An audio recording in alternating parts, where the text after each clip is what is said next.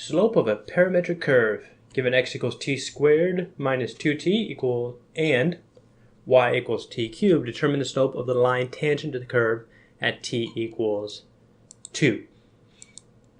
Okay? So the thought process for this is, all right, I see the word slope, so I want to find dy dx.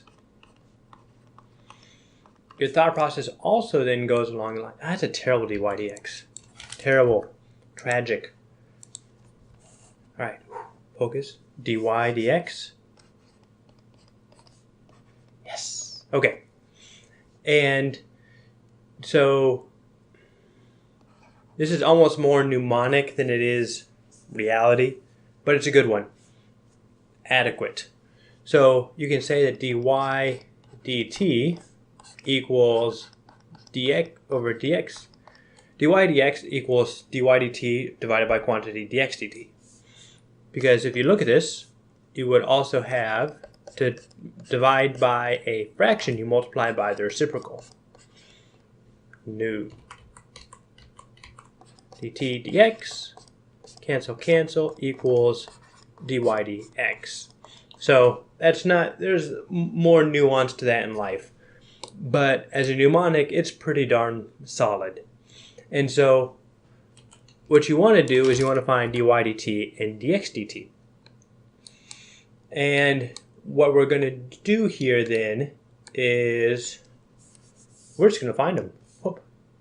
Green, dy dt. So y is t cubed. So using the power rule, 3t squared. Dx dt equals 2t minus 2. Therefore, do a little big arrow thing here, showing relation but not actual equality. That way I can be kind of ambiguous about what I mean. The arrow traditionally means implies. So, okay, we're good with this. Dy dt, 3t squared over 2t minus 2 equals, all right, and we want to do it t equals 2. Hopefully this doesn't cancel out and give us some sort of 0. 3 times 2 squared over 2 times 2 minus 2. 3 times 4 is 12. 2 times 2 is 4. 4 minus 2 is 2. This gives us 6. And 6 is a possible answer, and it is the correct answer. And that's how you do a slope of a parametric curve. Now, to quickly tangent, not clever. And I'm sorry, I'll try and refrain from those puns in the future. So to tangent off of this, you might also remember kind of an idea of like, hey, there's something about some crazy equation involving parametric curves. And that has to do with polar coordinates. So when you have equations that have to do with polar, and you have to do things with things that are polar. So you're finding the tangent line of a polar equation written in parametric. Then things get not more difficult to conceptually understand, but they do become slightly more cumbersome. So I'm going to go through it real quick, just in case, so you'll know what to do. So we have x equals r cosine theta, and y equals r sine of theta. Because you have a triangle like so. Oh, that's a terrible triangle. There we go. R theta, x and y. Yeah, I'm good with that. And so you're still trying to go for dy dx, but then you're going for something along the lines of dy d theta over dx d theta, with the same idea as what we had up here. But now dy d theta, well, let's start with, we'll do dy d theta. So when you do dy d theta, it gets a little bit more complicated because you have to do the product rule with r involving theta and sine involving theta. So the product rule, going back slightly, uv prime equals uv prime plus u prime v.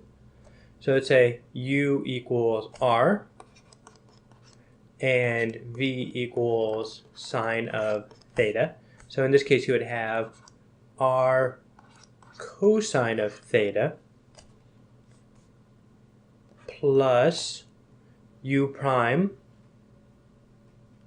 which is r prime, so it would be dr d theta, times sine theta, because v just stays the same. We then find dx d theta equals, all right, same concept, we can do this, focus, r negative sine theta, because the derivative of cosine theta is negative sine, plus dr d theta times cosine theta.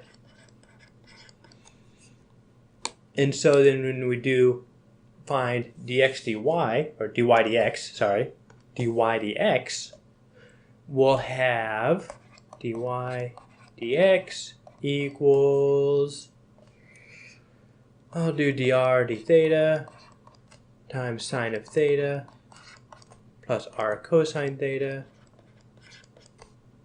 all over dr d theta cosine theta minus r sine theta. Okay, and this is probably the long formula that you were taught or learned at some point in life about finding a tangent line to a polar curve. And a lot of times these polar curves will be written in parametric, because parametric is really pretty useful for polar curves. That's how you draw the little flower things.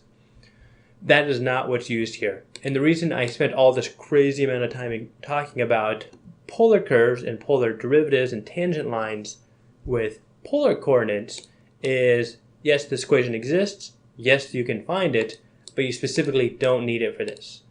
And you should not overthink this. You only have a little bit of time to do each of these problems, so if you get too sidetracked, then you won't have time to double back and finish everything you need to finish. So your thought process here should be, all right, we want a tangent line, so I want dy dx, I want dy dt if I can, because we have t's, and then use your little mnemonic to find dy dx, solve it, get an answer, and then answer it. So try not to go too far off the deep end with these kind of problems.